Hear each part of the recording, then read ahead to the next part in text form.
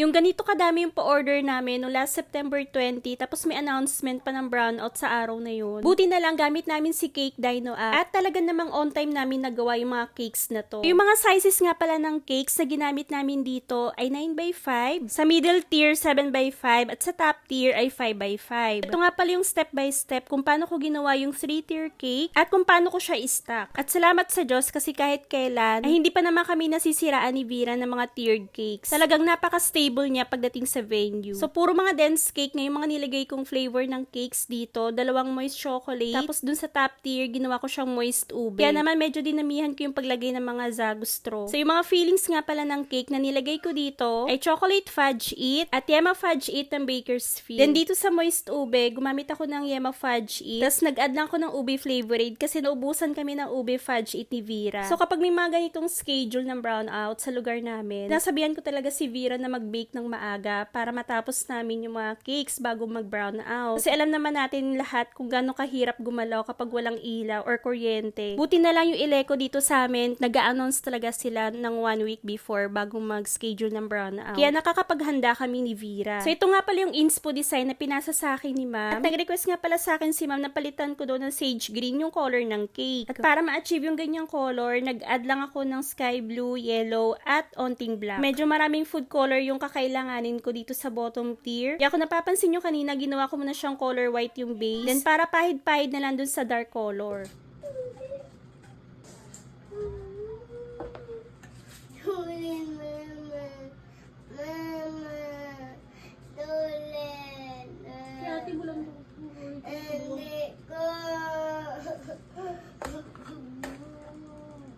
Ito talaga yung struggle ko sa madaling araw kapag gumagawa ng mga cakes. Umiiyak si Aya kapag nagigising siya na wala ako sa tabi niya. Wala talaga akong choice. Hindi ko naman pwede itigil yung ginagawa ko kasi hinahabol ko nga yung oras. Ending, nakakatulog na lang din siya ulit. So dito nga pala pinalight ko ulit yung color ng cake. Kasi tiningnan ko ulit yung inspo, medyo light lang talaga dapat yung color dito. Then dito ko na sa labas pinagpatuloy yung paglalagay ng mga artificial flowers kasi brown out na nga dun sa loob. As much as possible, sinubukan ko talagang i-achieve kung ano yung nasa inspo ni ma'am. Kaso ito lang talaga yung mga flowers na available sa akin. Yung mga dahon na nakapalibot dito sa cake, hindi ko na siya na-videohan. Kasi medyo tricky din yung pagkakabit. Si Vera na nga din pala gumawa nun. At syempre, ginawan ko na din si ma'am ng name topper. At ito na yung finished output ng cake. Sana lang ay nabigyan ko siya ng hustisya kasi yung last time na nagawa ko yung ganitong inspo design ng cake. Kasi yung ganitong design din yung pinasa niya sa akin nung kinasal yung kapatid ko. Eh, hindi ko medyo nakuha yung design. So, kami nga din pala nag-deliver ng cake na to dito sa Barangay Bansag, Lambunaw.